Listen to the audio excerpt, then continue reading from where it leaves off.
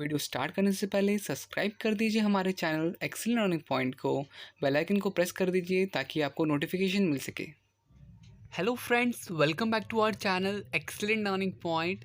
तो गाइज़, यहाँ पे आज जो हमारा टॉपिक है वो है वर्कशीट नंबर 86। यहाँ पे हम क्लास 10th का गणित पढ़ने जा रहे हैं और यहाँ पे हम थर्ड टाइम रिवीजन करने जा रहे हैं। ठीक है, तो ये हमारी जो रिवीजन चल रही है द्विघात समीकरण की। यहाँ पे हमारा पहला प्रश्न है, एक केले का आकार हमें परवलय वक्र का आभास कराता है। आप अगर बच्चों इस केले को थोड़ा देखोगे सही से तो ये देखो, एक बच्चों आपका क्या बन रहा है, ये परवलय वक्र बन रहा है। तो यहाँ पर क्या है, निम्न आकृति में एक ग्राफ पर केले को परवलय वक्र के रूप में दर्शाया गया है, केले की आवृत्ति को द्विघात समीकरण की तरह प्रयोग करके।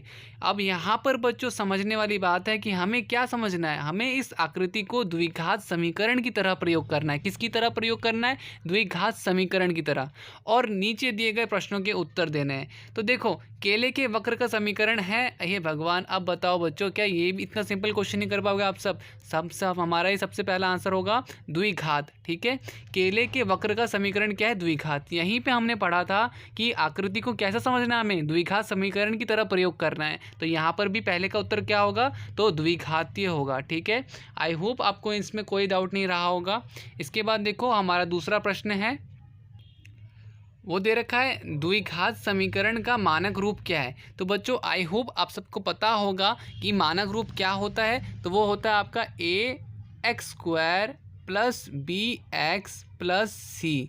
ठीक है, तो आपको यहाँ पे कहाँ पे दिख रहा है? ऐसा कुछ दिख रहा है आपको? तो हमें यहाँ पे सर c पे दिख रहा है, ax² + bx + c।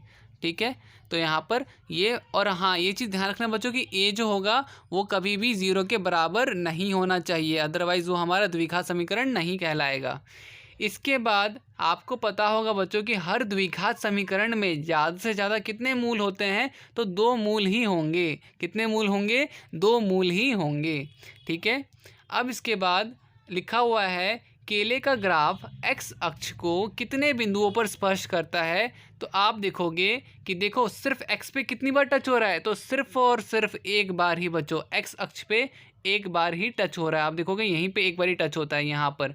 ठीक है, इस पॉइंट पे ही टच होता है। तो यहाँ पर हम क्या कहेंगे? तो यहाँ पर बच्चों एक ही, केवल एक। ठीक है, क्या आएगा? केवल एक।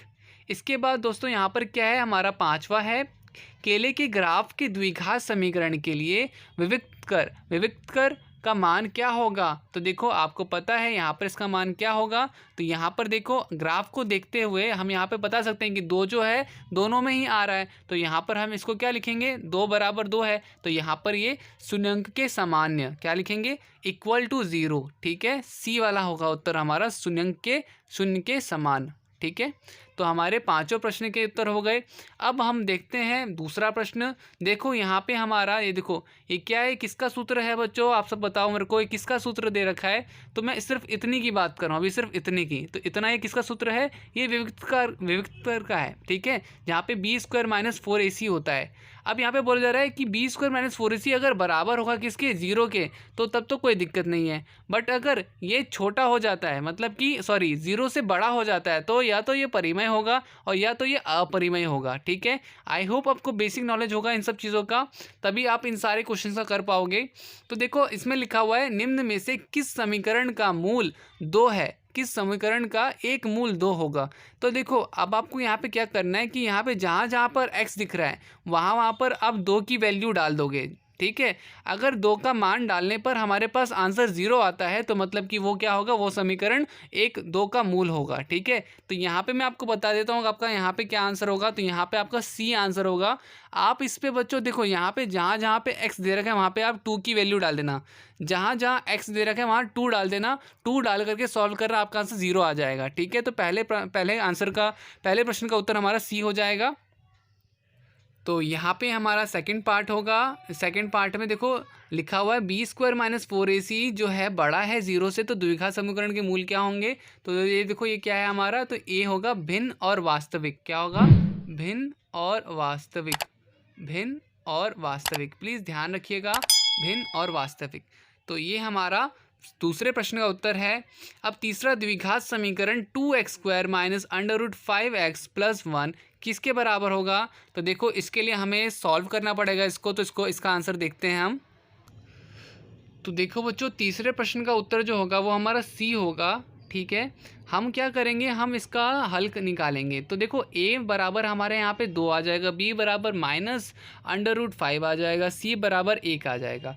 जब हम d की वैल्यू निकालते हैं तो b² - 4ac, तो b² मतलब कि √5 का स्क्वायर करेंगे तो 5 आ जाएगा। 4 × ac मतलब कि देखो यहाँ पे हमारा d का मान जो आ रहा है वो क्या आ रहा है, 0 से छोटा आ रहा है, -3 आ रहा है। ठीक है, ठीक है, तो आपको यहाँ पे आंसर क्या होगा, सी होगा, सी करेक्ट आंसर होगा। ठीक है, तो देखो इसका आंसर हम टिक कर देते हैं अब वर्कशीट पे।